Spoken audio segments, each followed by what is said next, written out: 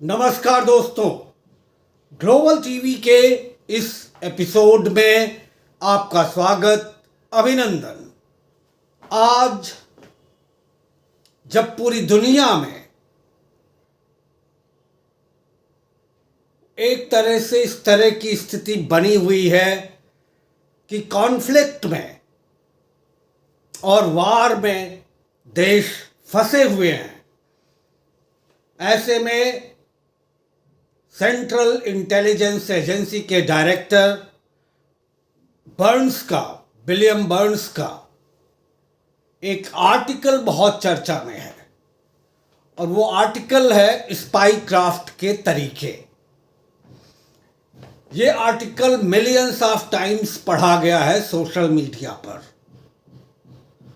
और यकीन मानिए भारत जैसे देश में चाणक्य के जमाने से ही दूतों की या गुप्तचरों की बहुत ही अहम भूमिका रही है। चर्चा इस बात की भी खूब हो रही है कि किस तरह चाइनीज एजेंसीज ने अमेरिका के सेंसिटिव सिस्टम्स को हैक करने की कोशिश की, वहाँ पर हाइव मालवेयर, ब्लॉकबिट मालवेयर इंस्टॉल करने की कोशिश की, जिसको निरस्त किया गया। इस अवसर पर cyber security and infrastructural agency की डायरेक्टर, जो मेरे लिंक्डइन अकाउंट पर भी हैं, जेन ईस्टर्ली के नेतृत्व में एक 45 पेज की रिपोर्ट भी मैंने पिछले एपिसोड में पढ़ी और मैंने ये बताया कि किस तरह डिजिटल सिक्योरिटी आज के ज़माने में ज़रूरी है।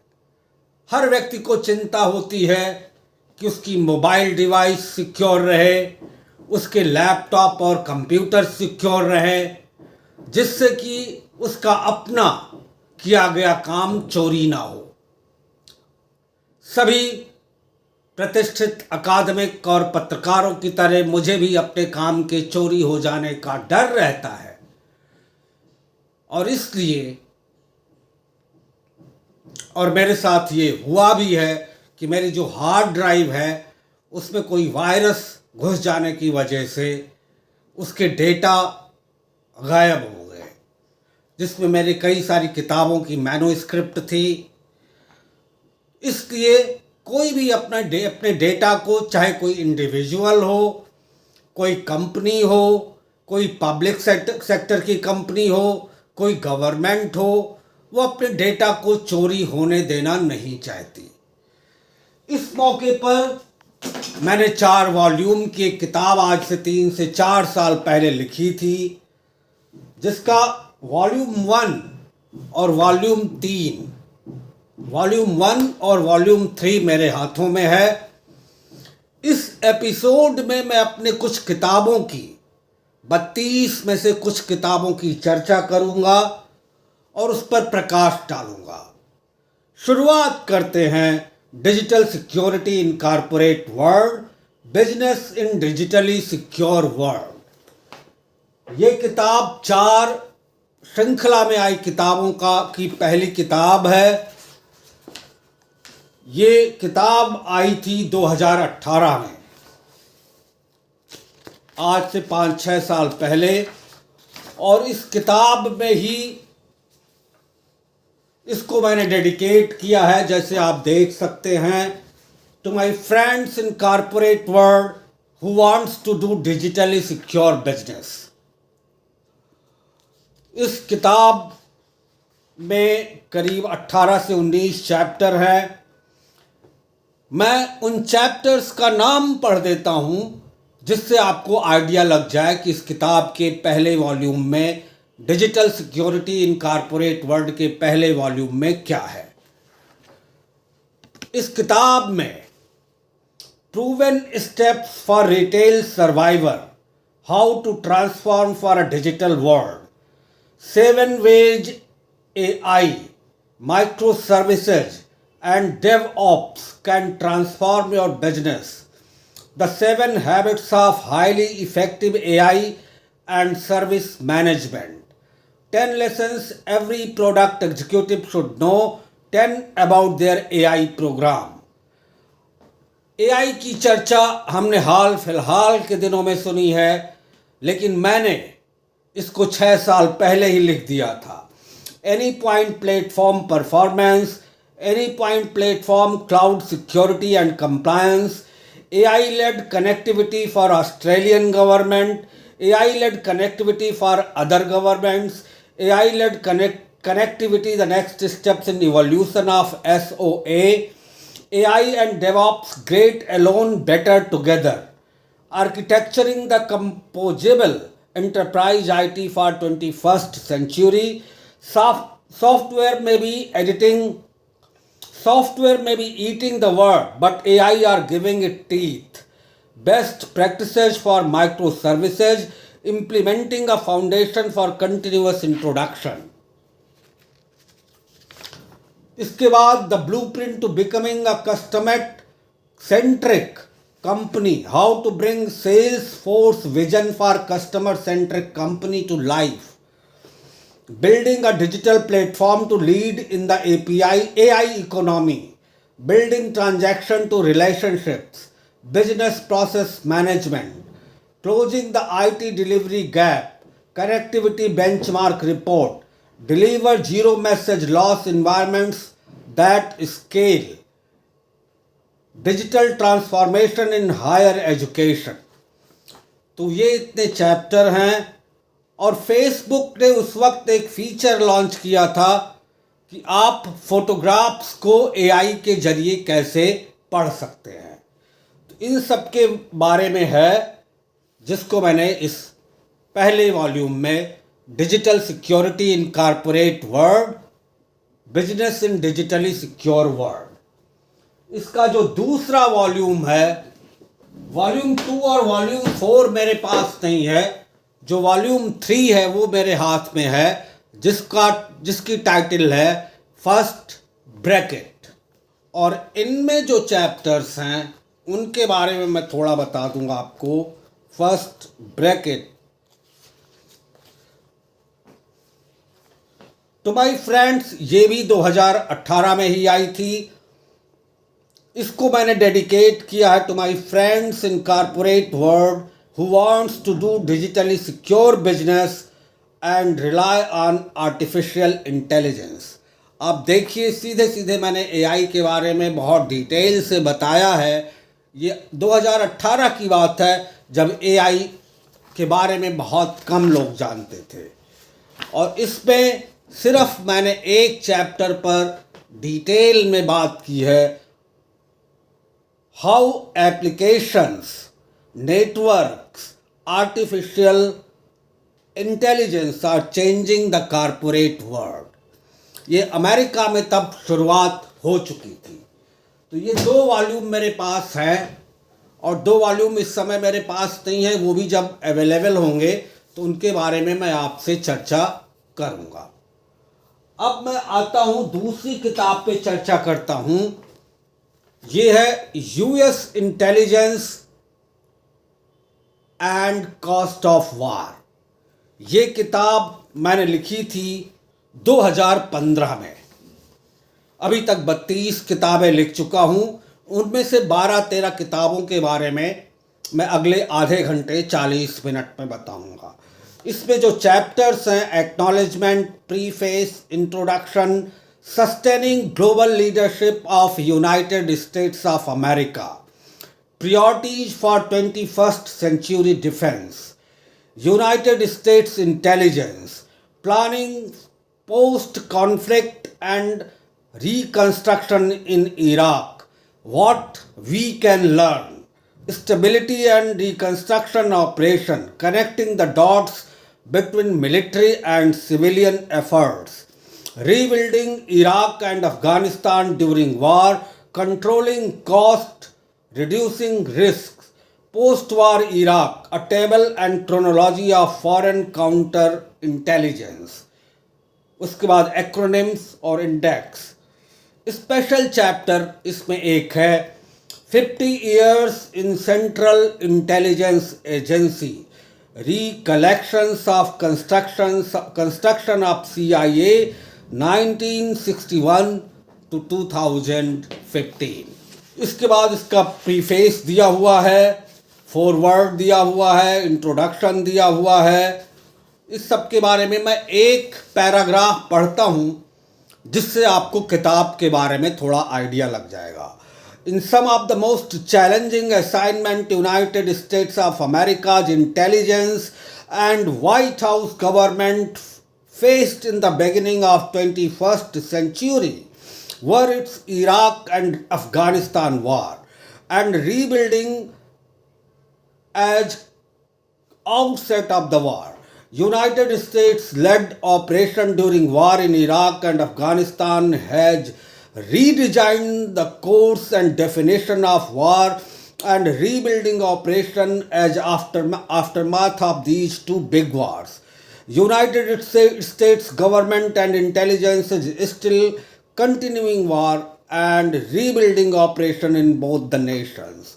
War was an uneasy task for both intelligence and military, but toughest was to rebuild both these countries, which has collapsed first due to political crisis and then due to war. This is true that if United States led Iraq war would not had happened, we would have been living in a different world. The Iraq and Afghanistan operation have changed the life of Americans, its allies, and for the people in Iraq, Afghanistan, and rest of the world. The demise of Osama bin Laden, who was captured and killed in Pakistan, and its other senior leaders of Al Qaeda have rendered the group far less capable. However, Al Qaeda and its affiliate remain active in Pakistan, Afghanistan, Yemen, Somalia, and elsewhere. More broadly, violent extremists will continue to threaten United States interests, their allies, partners, and the homeland. The primary loci of these threats are South Asia and the Middle East. With the diffusion of destructive technology, these extremists have the potential to pose catastrophic threats that could directly affect entire world security and prosperity. For near future, the United States appears to continue to take an active approach to countering these threats by monitoring the activities of non-state threats worldwide, working with allies and partners to establish control over ungoverned territories and directly striking the most dangerous groups and individuals when necessary. इसके बाद introduction है इसका, वो भी मैंने अपने काफ़ी research करनी पड़ी इस किताब से, मुझे बात करनी पड़ी इंटेलिजेंस कम्युनिटी में, डिफेंस कम्युनिटी में.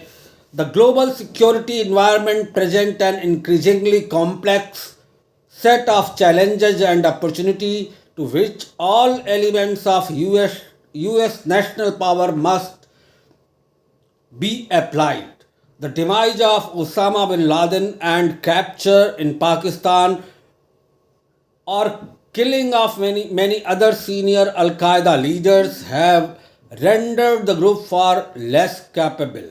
In the Middle East, the Arab awakening presents both strategic opportunities and challenges, regime change as well as terrorism within and among states under pressure to reform, introduce uncertainty for the future. However, they also may result in government that over the long time they are more responsive to legitimate aspirations of their people and are more stable and reliable partners of the United States. ये किताब सिर्फ इस बात पे है कि America में, US में एक छोटे से गांव जो एक बीहड़ जगह पे था, जहां सिर्फ और सिर्फ जंगल होते थे, वहां पर उसका, जिस गांव का नाम था लांगले विलेज, वहां पर सेंट्रल इंटेलिजेंस एजेंसी की स्थापना, नींव कैसे डाली गई, इराक और अफगानिस्तान में प्रेसिडेंट जॉर्ज डब्ल्यू बुश के टाइम पर रीबिल्डिंग ऑपरेशन कैसे शुरू किया गया, ओसामा बिन लादेन को कैप्चर कैसे किया गया पाकिस्तान के अंदर, उसको कैसे मारा गया, और फिर रीबिल्डिंग ऑपरेशन कैसे हुए, इसको पिक्चरों के माध्यम से, फोटोग्राफ्स के माध्यम से CIA के पहले डायरेक्टर, ये उनकी फोटो है, ये देखिए, ये CIA हेड ऑफिस के लांगले गांव में कंस्ट्रक्शन के टाइम की फोटो है, जब वो बनाया जा रहा था लांगले गांव में, पूरा हेडक्वार्टर। ये देखिए, ये पूरा इसके बारे में आपको जिक्र मिलेगा फोटोग्राफ्स के माध्यम से। ये देखिए पूरा, आप ये बड़ी फोटोग्राफ्स इकट्ठा करने में, रिसर्च करने में काफ़ी टाइम लगा, और आखिरकार 2012 से 2015 के बीच मैंने ये किताब लिख दी। अब हम आते हैं तीसरी किताब पर, ये भी इंटेलिजेंस से जुड़ी हुई है, 10 बेस्ट मिशंस ऑफ CIA। इस पे ओसामा बिन लादेन के मिशन के बारे में भी जिक्र है कि किस तरह पाकिस्तानी अथॉरिटीज को बताए बगैर ओसामा बिन लादेन को कैप्चर किया गया और उसकी किलिंग की गई। ये किताब मैंने लिखी है dedicated to erstwhile CIA director Gina Cherie Walker Haspel, who mentored me virtually in intelligence world। ये किताब मैंने लिखी है 2022 में, और ये 3 किताबों की श्रृंखला है, 3 किताबों की एक श्रृंखला है, 10 best missions of CIA and it's directors, और तीसरी किताब है CIA द अदर साइड। इसके इंट्रोडक्शन में मैं लिखता हूं, did you know that CIA secretly plugged the Soviet submarine off the ocean floor, used a fake movie production company to rescue 6 American diplomats trapped in Iran, and dug a secret tunnel beneath Berlin to spy on Soviet communication during the Cold War. In celebration of 75th birthday on September 18, 2022, in celebration of CIA's 75th birthday on September 18, 2022, CIA wanted to share some of its breathtaking stories. Here you will find short summaries of the missions and links to where you can learn more about each captivating missions. तो ये सारे missions हैं, 10 मैंने चुने हैं कई सारे missions में से।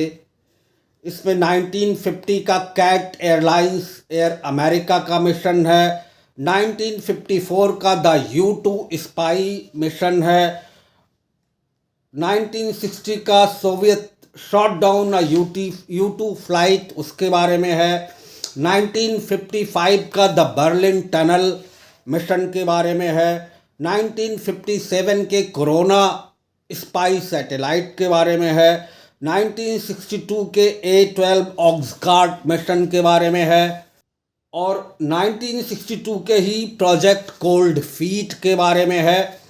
इसके अलावा 1974 के ग्लोमर अजोरियान मिशन के बारे में है, और फिर 1980 के अर्गो मिशन के बारे में है, 2001 के जॉ ब्रेकर मिशन के बारे में है। ये था अफगानिस्तान में सितंबर 26, 2001 यानी वर्ल्ड ट्रेड सेंटर अटैक के 15 दिनों के अंदर ही अफगानिस्तान में अमेरिकन सैनिकों को डिप्लॉय करना। और सबसे आखिर में जिस मिशन के बारे में है वो है एबोटाबाद मिशन। पाकिस्तान के एबोटाबाद में जब ओसामा बिन लादेन को पकड़ा गया और मारा गया। तो ये इतने सारे मिशंस के बारे में है, मैं इसके बारे में थोड़ी थोड़ी जानकारी दे देता हूँ। 1950 का CAT airlines mission. In August 1950, the CIA secretly purchased the assets of Civil Air Transport, an airline that had been started in China after World War II by General Claire J. Chennault and Whiting Villauer. CAT would continue to fly commercial routes throughout Asia, acting in every way as a privately owned commercial airline. At the same time, under the corporate guise of CAT Incorporated, it provided airplanes and crews for secret intelligence operations and missions. In 1959, CAT was renamed Air America, but continued to fly commercial routes while providing transport for secret intelligence operations. Air America was dissolved on June 30, 1976. 1954, the U-2 spy plane. President Eisenhower approved the development of U-2 aircraft on November 25, 1954. The first U-2 mission was over Eastern Europe on June 20, 1956. And the first U-2 mission over the Soviet Union was flown a few weeks later on the July 4. On May 1960, the Soviets shot down a U-2 flight piloted by Francis Gary Powers over Sverdlovsk. Powers survived the crash and was taken into custody by Soviet authorities. This led to famous prisoner swap on the Glinky Bridge in 1972, depicted in Hollywood blockbuster Bridge of Spies. उसके बाद 1955 के Berlin tunnel के बारे में हमने बताया ही है। Corona satellite जो था वो CIA and the US Air Force began developing the first imaging conscience satellite codenamed Corona on December 4, 1957. Known to the public as the US Air Force Discoverer Program, the classified Corona project operated during the height of the Cold War. 1962 A-12 Oxcart mission. CIA deployed a highly secret supersonic aircraft known as the A-12 Oxcart as the successor to the U-2 spy plane. The A-12 was intended to meet the nation's need for a very fast, very high flying aircraft that could spy over Soviet skies. 1962 Project Cold Feet. What do James Bond, Batman, Agent Sidney Bristow and John Wayne have in common? They all used the Fulton Skyhook system in daring and over-the-top moments on film. However, the CIA did it first in Project Cold Feet.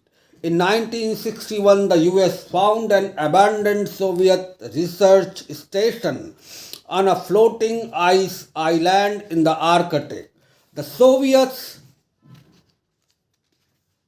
had abandoned it because the ice was breaking apart and transportation was now impossible. On May 28, 1962, the CIA secretly flew two Navy pilots on the Arctic, who parachuted down onto the ice. The tricky part, however, was how to retrieve them and the information they collected. इसके बाद है 1974 global Azorian mission. Imagining standing atop the Empire State Building with an 8-foot white grappling hook on 1-inch diameter steel pipe. Your task is to lower the hook to the street below. Snag a compact car full of gold and lift the car back to the top of the building. That was the Ayodhya mission. That describes what CIA did in Project Ayodhya. In 1974, CIA built a ship called the Glamour Explorer to secretly snatch a wrecked Soviet submarine from the bottom of the Pacific Ocean. उसके बाद Ergo mission के बारे में है, jaw breaker के बारे में है, एबोटाबाद मिशन के बारे में है. इसमें ये सारी चीज़ें. और जो मेरी एक और किताब है, the other side of the CIA, the agencies which work for building a nation, providing outer security layer, also do harm to other nations. इसमें CIA के कुछ ऐसे फेल्ड मिशंस के बारे में है जिसके बारे में सारी दुनिया को पता है. इस किताब को आप पढ़िए, उसके बाद ही आप समझेंगे. मैं थोड़ा सा आपको दे देता हूँ. ये भी मैंने एक ऐसे व्यक्ति के अकाउंट से लिया है जो CIA के लिए काम कर चुका है और वो लैटिन अमेरिका में रहता है. और ये भी किताब मैंने dedicated to erstwhile director of CIA Gina Cherie Walker Haspel, to whom I have sent thousands of letters and inputs on intelligence. इसमें मैंने करीब 27 ऐसे मिशंस के बारे में लिखा है जहां पर सेंट्रल इंटेलिजेंस एजेंसी नाकाम रही है. तो इसको आप खरीदिए और पढ़िए. फिर उसके बाद एक किताब है इसी कड़ी में, CIA एंड इट्स डायरेक्टर्स. जैसा किताब के नाम से जाहिर है, जब आप इसको पढ़ेंगे तो सबसे आखिरी चैप्टर जो है वो गीना चेरी वॉकर हेस्पेल के बारे में है, जो मेरी इस किताब में CIA के आखिरी डायरेक्टर के रूप में इसके इंसेप्शन से लेकर 2020 तक जो मैंने डायरेक्टर्स के बारे में लिखा है उनके बारे में है. और ये फ़ोटोग्राफ्स हैं, इसको आप देख सकते हैं, पढ़ सकते हैं. जितने डायरेक्टर्स हुए उनके बारे में है. आप जब खरीदेंगे, पढ़ेंगे तो इसके बारे में पता चलेगा. फिर उसके बाद एक किताब और जो मैंने नासा पे लिखी है. मैंने 3 किताबें वर्ल्ड की सबसे बड़ी स्पेस साइंस ऑर्गेनाइजेशन के बारे में लिखी हैं. NASA the story of manned and unmanned mission. ये किताब मैंने टू प्रगुन, जिसका स्पेस साइंस में मेरी ही तरह अपने 15 वर्षीय बेटे को डेडिकेट की है. और ये मेरी तरह ही स्पेस साइंस को लेकर काफ़ी पैशनेट है. इसमें पहला चैप्टर है जेट प्रपोल्सन लेबोरेटरी, जो नासा की सबसे फेमस लेबोरेटरी है, उसकी हिस्ट्री के बारे में. स्पेस क्राफ्ट को किसी जहाँ पर सबसे ज़्यादा परेशानी आती है, हीलियोसेंट्रिक ऑर्बिट, उसके बारे में. History of comets and asteroids, recent historical missions of NASA, my note about red planet and NASA's various missions to Mars, Cassini Huygens missions and probe to explore ringed planet, और Columbia STS-107 के बारे में है. ये भी किताब आप Amazon पे सारी उपलब्ध हैं, आप वहाँ से ले सकते हैं, पढ़ सकते हैं. फिर एक और किताब का मैं जिक्र करूंगा,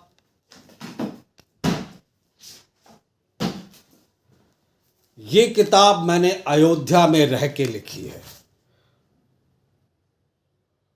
और ये किताब मैंने अपने फादर, अपने पिता पंडित ठाकुर प्रसाद दुबे जी को डेडिकेट की है।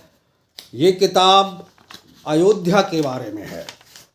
प्रीफेस, पहला चैप्टर है what lies beneath. Atal Bihari Vajpayee प्रधानमंत्री जब थे तो उनके कार्यकाल के दौरान जो वहाँ खुदाई हुई थी राम जन्मभूमि के पर, वहाँ मैं मौजूद था और एक एक चीज़ का नोट बनाया था, उसके बारे में है। उसके बाद दूसरा चैप्टर है षड दर्शन एंड कुमारिल भट्ट। कुमारिल भट्ट जो षड दर्शन के प्रणेता माने जाते हैं उनके बारे में है। पाणिनि एंड देवभाषा, कैसे उन्होंने संस्कृत को स्ट्रक्चर दिया, इसके बारे में है। संस्कृत एज साइंटिफिक लैंग्वेज, इसके बारे में है। हिंदी साहित्य के बारे में है। And the truth of 2.77 acres of land, इसके बारे में है। 2.77 एकड़ जमीन यानी जहाँ राम मंदिर है। ये मैंने अयोध्या में करीब 2 साल रहकर, 1.5-2 साल रहकर तब लिखी थी। इसके बाद 3 किताबें हैं, mass media and communication in global scenario. इस किताब को रशियन कम्युनिकेशन एसोसिएशन की तरफ से अवार्ड दिया जा चुका है। Social global communication and socio political interpretation, ये दूसरी किताब है। और एक तीसरी और चौथी किताब है a hand book of media. इसमें कोर्स क्यूरिकुलम पर लिखी गई किताब करीब 5 यूनिवर्सिटी के कोर्स क्यूरिकुलम को कवर करती है, ये किताब है। उसके बाद अब अगर चर्चा करें तो इन 2 किताबों की, the story of an intern volume 5 और वॉल्यूम 6, ये सचित्र किताबें हैं मेरे अपने संघर्ष पर, और इसके बारे में मैं काफ़ी चर्चा कर चुका हूं पहले भी। और इसमें scientific political events, scientific events जो मेरे साथ प्रत्यक्ष आँखों के सामने हुई, उनके बारे में वर्णन है विस्तार से। ये शुरू होती है वॉल्यूम 5 लखनऊ में, मैं जब जर्नलिज्म एंड मैस कम्युनिकेशन का कोर्स कर रहा था, और ख़त्म होती है 2012 में। वॉल्यूम 6 कवर करती है 1997 के पहले की अयोध्या में हुई घटनाओं को। और इसमें मैंने जैसे बताया था अयोध्या के पहले हुई घटनाओं का जिक्र है। कुछ घटनाएं 1997 से 2012 के बीच की हैं। वॉल्यूम 7 जो आएगा the story of an intern का, वो 2012 से 2024 12 साल की घटनाओं का वर्णन होगा। ये तो 2 हुई किताबें। फिर एक किताब ये और है, यंत्र मंत्र तंत्र, अघोड़ा इसको कहते हैं, अघोरा या अघोड़ा। इस किताब के बारे में अगर आप पढ़ना चाहें तो इसको भी आपको खरीदना पड़ेगा। और आखिरी किताब है, इन 2 किताबों के बारे में मैं बाद में विस्तार से चर्चा करूंगा। अभी दीजिए अनुमति। नमस्कार, धन्यवाद।